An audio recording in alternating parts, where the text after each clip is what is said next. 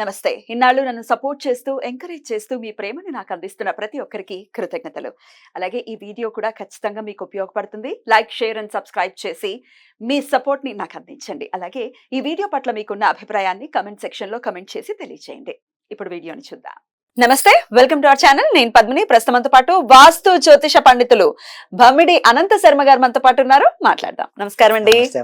క్రోధినామ సంవత్సరం పేరులోనే బోల్డ్ అంత క్రోధం ఉంది. చెప్పకనే చెప్తుంది. నామాలన్నీ కూడా చెప్పకనే చెప్తాయి మనకి, బాబు ఇలా ఉండబోతుంది. కానీ ఇంకేమి చూసుకోవాల్సిన అవసరం లేదు, ఎవరిని సంప్రదించాల్సిన అవసరం కూడా లేదు. ఒక మంచి చక్కటి పంచాంగం ఉంది, పంచాంగాన్ని ఫాలో చేస్తే అన్నిటికీ ఆన్సర్ అదే ఇస్తూ ఉంటుంది. అయితే ఈ క్రోధినామ సంవత్సరంలో మనం చూసినటువంటి విషయాలు ఎన్నెన్నో, అంటే అది ఓన్లీ భారతదేశానికే కాదు, ప్రపంచ వ్యాప్తంగా కూడా చూసుకుంటే ఎన్నో విపత్కరమైన పరిస్థితులను ఎదుర్కొంటోంది ప్రపంచం.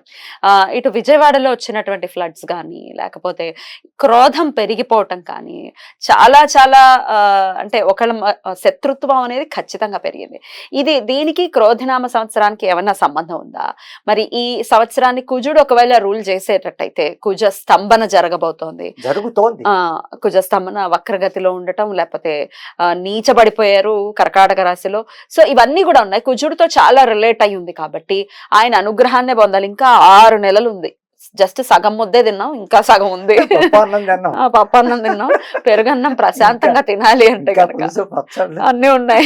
పచ్చళ్ళు వద్దని బాబు, పచ్చడి బండి తెచ్చి కొట్టేస్తున్నారు ఆల్రెడీ. వద్దు, ఇంకా చాలు, ప్రశాంతంగా వెళ్ళాలి 6 నెలలు అనుకుంటే కనుక ఎలాగండి, ఏం చేయాల్సి ఉంటుంది అసలు? ఇంకా ఎటువంటి పరిస్థితులు చూసేటటువంటి ఇది ఉంది అంటే ఫ్యూచర్ లో ఏం జరగబోతుంది అనేది what is astrology is saying?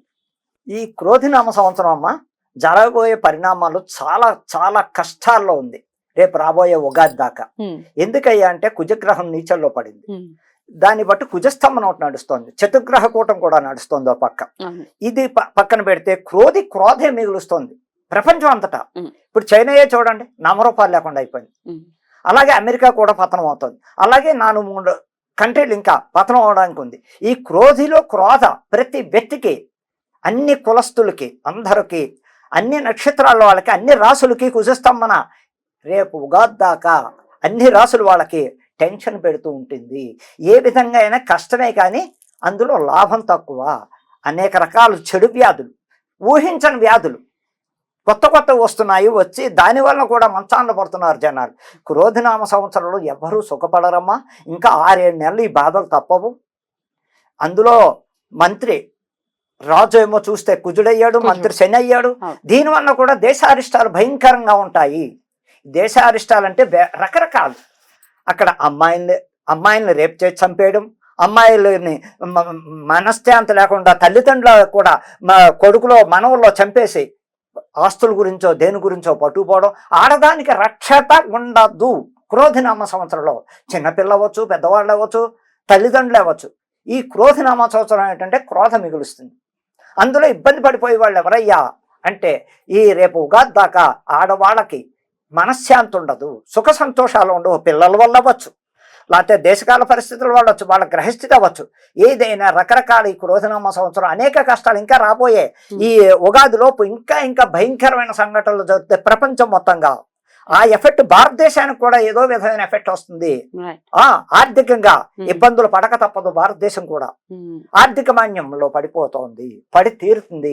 అదే జనాలు కూడా అర్థం చేసుకుని చక్కగా ఎంతసేపు అమ్మవారిని ఆరాధించండి. వచ్చే ఉగాది దాకా అమ్మవారి గుడ్లకు బాగా వెళ్ళండి, చేతనైనంత ఆవిడకి చేసుకోండి, భక్తి బాగా పెంచుకోండి, ఆ తల్లిని నమ్ముకుని మీకు తోచింది చెయ్యండి. అందరూ కొంచెం సగం కాకపోతే సగమైన మనకి అమ్మవారి కటాక్షం కలుగుతుందని నేను మరీ చెప్తున్నా క్రోధినామ సంవత్సరం గురించి. రైట్. అయితే అమ్మవారి ఆరాధన ఇప్పుడు తెలుసుకోవటం, అస్ట్రాలజీ అనేది ప్రిడిక్ట్ చేస్తూ ఉంటుంది. ఇది ఒక ఇండికేషన్, ఇది జరుగుతుంది, ఇది జరగబోతోంది అని చెప్పి. అయితే దీనికి భయపడాల్సిన అవసరం లేదు. భగవంతుడు అన్నిటికంటే మించిన వాడు ఒకడు ఉన్నాడు. వాడిని గనక అన్యథా శరణం నాస్తి అని అంటే కాపాడి తీరుతాడు. ఎందుకంటే తండ్రి కాబట్టి అది ఆయన బాధ్యత. అంతే, అది అమ్మవారు అనుకోండి, అయ్యవారు అనుకోండి, ఎవరైనా కూడా. అయితే మరి భయపడకుండా ఎట్లా అమ్మవారి ఆరాధన చేసుకోవాలి? ఒక రక్షణ ఖచ్చితంగా కావాలి. మొన్న మీరు అన్నట్టుగా ఇందాక డాక్టర్ కి నర్సింగ్ అదే జూనియర్ డాక్టర్ మీద జరిగినటువంటి ఏదైతే ఉందో సంఘటన, దాని రీత్యా చాలా కాల్స్ వచ్చాయి. చాలా తప్పదు. ఆడపిల్లల తల్లులు ఉచ్చు నీచాలు పోతున్నాయి. ఆడపిల్లలు తల్లులు చాలా మంది ఫోన్స్ చేశారు. ఉమ్. చేసి మా పిల్లలు ఎలాగండి బయటకు వెళ్తున్నారు, మాకేమో మళ్ళీ తిరిగి ఇంటికి వచ్చేంత వరకు కూడా గుండెల్లో రైళ్లు పరిగెడుతున్నాయి. ఫోన్ ఒకవేళ స్విచ్ ఆఫ్ అయ్యి ఉందంటే పిల్లలది ఇంకంతే, ఇంకా తల్లి పడేటటువంటి క్షోభ అంతా ఇంత అల్లల్లాడిపోతారు. ఏ తల్లి అయినా ఇలాగే ఉంటుంది కదా, తన బిడ్డ క్షేమంగా ఉంటుంది. మరి ఆడవాళ్ళకి వచ్చేటటువంటి ఇబ్బంది ఉంది అని అంటున్నారు కాబట్టి అమ్మవారిని ఎలా ప్రత్యేకంగా ఆరాధన చేయాలి రక్షణ కోసం? ఇప్పుడు మీరు చెప్పిన ప్రశ్నకి అమ్మాయిల విషయంలో తల్లిదండ్రులు పడుతున్న బాధలు ఎన్ని అనే కాదు. కాలేజీకే వెళ్ళొచ్చు, లేకపోతే పక్క షాపుకే వెళ్ళొచ్చు, గుడికే వెళ్ళొచ్చు, లేదు స్నేహితులతో తిరిగి వచ్చేదాకా తల్లిదండ్రులు గుండెలు మీ కుంపటి. నా అమ్మాయి ఎంతసేపు అయింది రాలేదు, ఫోన్ చేస్తే ఎత్తట్లేదు, మళ్ళా చేస్తే స్విచ్ ఆఫ్ అయింది, ఏమైందనే ఒక ఆందోళన వచ్చేస్తుంది. ఖచ్చితంగా జరిగి తీరుతున్నాయి కూడా అలాగా. వెళ్ళిన వాళ్ళు ఇంటికి రావట్లేదు చాలా మంది.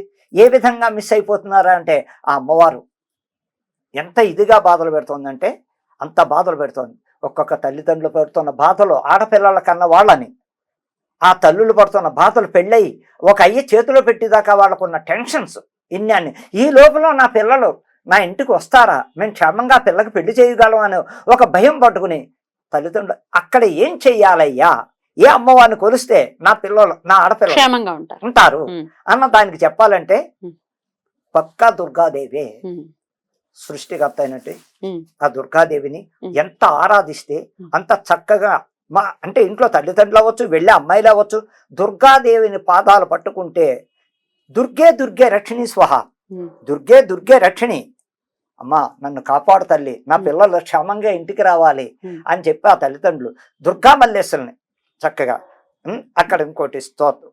ఓం నమస్తే అస్తు భగవాన్ విశ్వేశ్వరాయ మహాదేవాయ త్రింబకాయ త్రిపురాంతకాయ త్రికాలాగ్న కాల కాలాగ్న నీలకంఠాయ రుద్రాయ మృత్యుంజయాయ సర్వేశ్వరాయ సదాశివాయ శ్రీమాన్ మహాదేవాయ నమః అన్నది కూడా బ్రాహ్మణులు ఉచ్చారణ బాగుంటుంది కాబట్టి వాళ్ళు చక్కగా ఇది కూడా చేయడం వల్ల ఎంతో మంది. అలాగే ఈ ఇంట్లో ఆడవాళ్ళకి ఏం చేత కాదు, శివపార్వతులారా, పార్వతీ పరమేశ్వరులారా, దుర్గామల్లేశ్వరులారా, శ్రీశైల బ్రహ్మరాంగా మల్లేశ్వరులారా, కాశీ అన్నపూర్ణేశ్వరి, విశాలాక్షి విశేష సహిత నాసికాత్రింబకేశ్వర, మా కుటుంబాన్ని చల్లగా చూడును, నా కూతుర్ని ఇంకో అయ్యి చేతిలో పెట్టిదాకా మా కష్టాలు తీసుకురాకన్నా కూడా ఫలితం దక్కుతుంది ఖచ్చితంగా.